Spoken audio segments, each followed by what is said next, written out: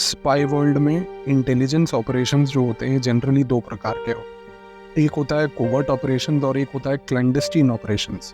Generally लोगों को इन दोनों के बीच में फ़र्क मालूम नहीं होता, लेकिन सबसे महत्वपूर्ण चीज़ ये है कि आज की वीडियो में ना आप सिर्फ इन दोनों के बीच में फ़र्क समझोगे, बल्कि इसके साथ साथ आप ये भी देखोगे कि रशिया अमेरिका के ऊपर कोवर्ट ऑपरेशंस और क्लैंडस्टीन ऑपरेशंस दोनों कैसे मिलकर अग्रेसिवली चलाता है, और सीरिया में इसका एक बहुत बड़ा उदाहरण देखने को कैसे।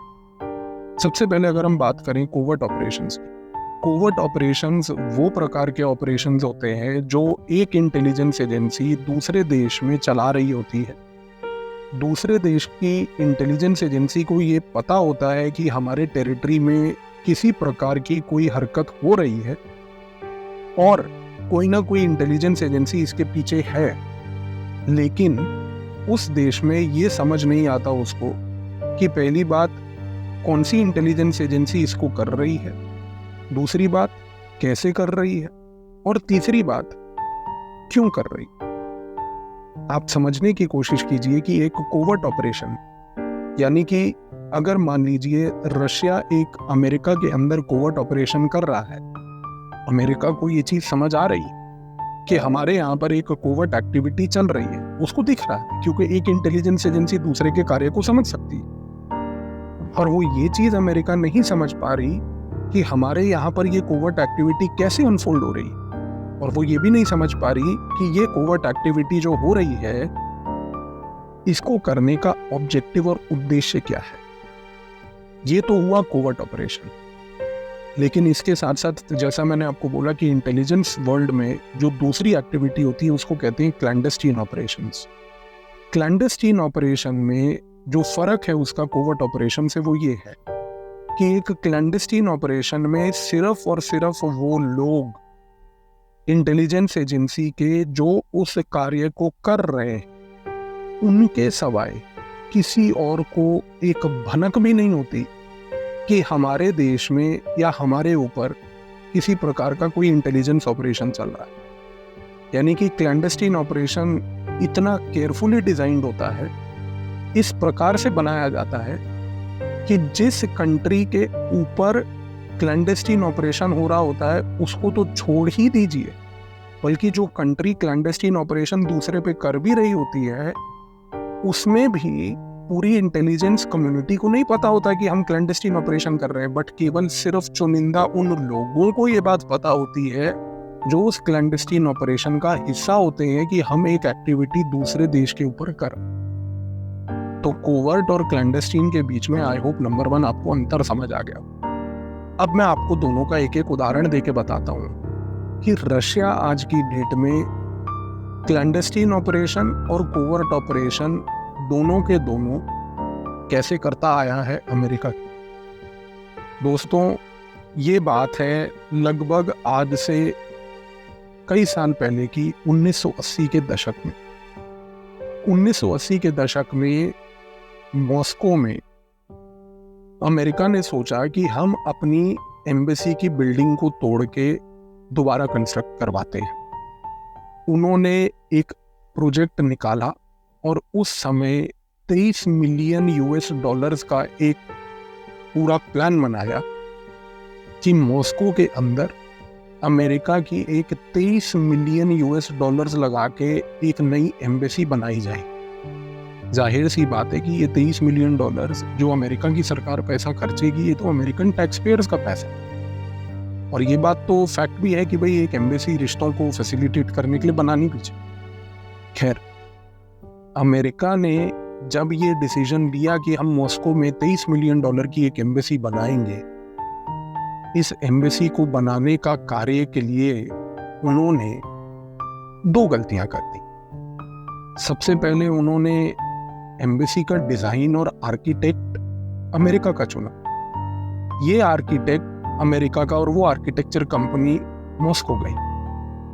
वहां पे जाके उसने रशियन लेबर का और रशियन मटेरियल, मिट्टी, पत्थर, ईटा, रेता, ये सब जो है रशिया से खरीदना शुरू की। जब रशिया ने उस समय इस चीज को देखा कि अमेरिका हमारे यहाँ पर अपनी एम्बेसी बनवाने के लिए हमारे लेबर का प्रयोग कर रही है, हमारे मिट्टी पत्थर ईंटों का प्रयोग कर रही है, और एक आर्किटेक्चरल कंपनी है जो कि एक निजी अमेरिकन कंपनी है जिसको ये कार्य दिया गया बनाने। तो रशिया ने उस समय एक क्लैंडस्टीन ऑपरेशन शुरू। इस क्लैंडस्टीन ऑपरेशन में रशिया ने जो लेबर भेजे वो केजीबी के स्पाइस थे, और मिट्टी पत्थर ईंटा रेता इस प्रकार का डिजाइन करके भेजा कि हर एक चीज के अंदर, खास करके ईंटों के अंदर, सरियों के अंदर, जो भी बिल्डिंग बनाने में सरिया लगा, पत्थर लगे, ईंट लगी, टाइलें लगी, ग्रेनाइट लगा, उन सारों के अंदर रशिया ने वायरिंग बनाई, माइक्रोफोन्स डाले, और इस प्रकार से एक सिस्टम क्रिएट किया कि केवल और केवल जो रशिया की लेबर अमेरिका की एम्बेसी में उस निजी आर्किटेक्चरल कंपनी को बनाने का कार्य कर रही थी, मॉस्को में जो एम्बेसी बन रही थी, उस दौरान रशिया ने पूरे के पूरे एम्बेसी के कंपाउंड को क्रिएट करवाने के चक्कर में एक $23 मिलियन का एक जायंट माइक्रोफोन बना लिया, क्योंकि उसने मिट्टी पत्थर सरिया रेता ईंटा हर जगह में जहां पर उसको स्कोप और अवेलेबिलिटी मिली, उसने सेंसर से लेके चिप से लेके हर एक चीज और वायरिंग को फिट कर दिया, जिसकी वजह से जब ये एम्बेसी की बिल्डिंग इवेंचुअली तैयार हुई तो रशिया की जो लीडरशिप थी वो अपने ऑफिस में बैठकर अमेरिका की उस एम्बेसी में मॉस्को के अंदर एक एक कम्युनिकेशन को सुन पा रही। कौन सा अधिकारी कौन से कमरे में जाकर किस अधिकारी से क्या बात भी कर रहा है, वो एक जायंट माइक्रोफोन बन के पूरे के पूरे रशियन इंटेलिजेंस के सामने रिले होता है। आज की डेट में जब हम इंटेलिजेंस ऑपरेशंस पढ़ते हैं तो ये जो क्लैंडस्टीन ऑपरेशन था, ये वर्ल्ड का सबसे बड़ा क्लैंडस्टीन ऑपरेशन माना जाता है,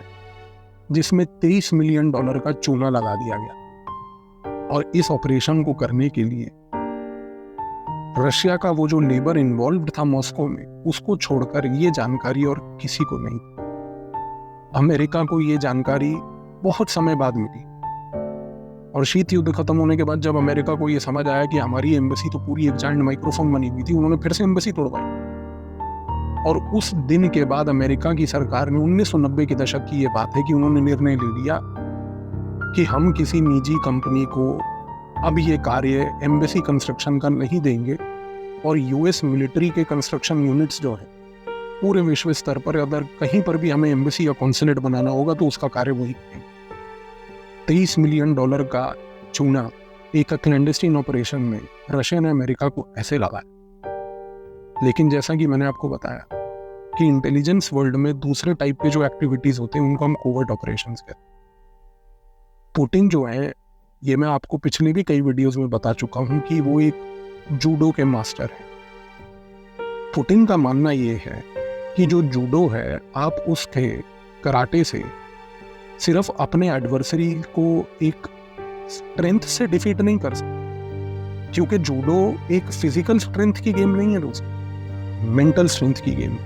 और पुतिन इस बात को मानते हैं, और वो आज की डेट में जब भी कोई कोवर्ट ऑपरेशन करते हैं,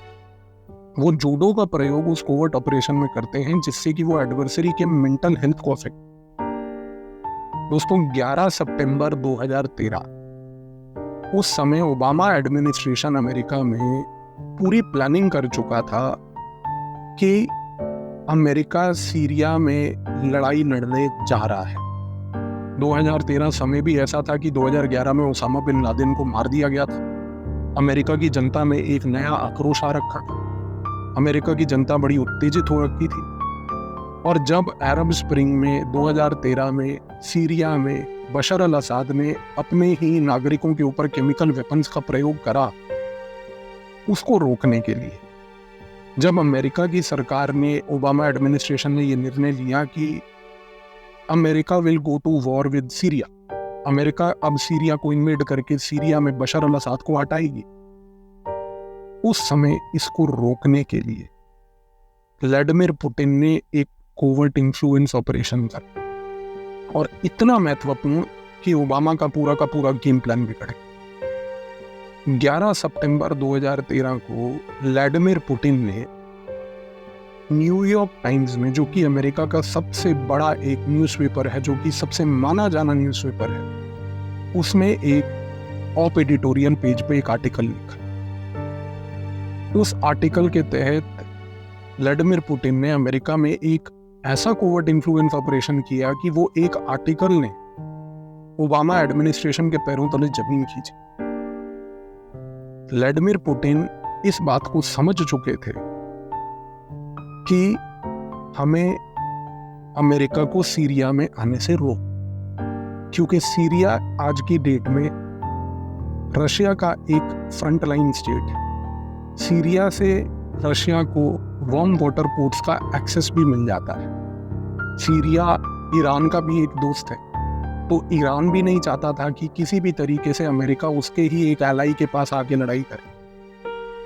इस पूरे गेम प्लान को रोकने के लिए 11 सितंबर 2013 का न्यूयॉर्क टाइम्स का ऑप एडिटोरियल पेज पे व्लादिमीर पुतिन का वो आर्टिकल, आज की डेट में भी आप डाउनलोड करके उसको अगर पढ़ें तो उसमें व्लादिमीर पुतिन ने 4-5 चीजों की चर्चा करी। उसने अमेरिका की नफ्स को समझा, और उसने अमेरिका के लोगों की साइकी को समझा, और अमेरिका के लोगों के ऊपर एक ऐसा इंफॉर्मेशन वॉर किया कि अमेरिका की जनता भावुक हो गई। क्यों? क्योंकि उस आर्टिकल में व्लादिमीर पुतिन ने सिर्फ नंबर 1 ये बोला कि भाई अमेरिका को सीरिया में नहीं आना चाहिए। उसने कहा कि अगर अमेरिका सीरिया में आती है और सीरियन से लड़ती है तो सबसे पहली बात, बहुत सारे इनोसेंट लोग, बच्चे, बूढ़े मारे जाएंगे। उसने अमेरिका की ये नब्ज को पकड़ा, क्योंकि 2001 से, जब से अमेरिका ने अफगानिस्तान में इन्वेड किया था, 2003 में जब उसने सद्दाम हुसैन को हटाने के लिए इराक में इन्वेड किया था, तब से अमेरिका जो है एक मास मर्डर एक्टिविटी करती जा रही थी, अफगानिस्तान से, इराक से, हर जगह लेके। व्लादिमीर पुतिन को यह बात पता है कि अमेरिकन की टॉलरेंस की थ्रेशोल्ड बड़ी कम है, और अमेरिकन को,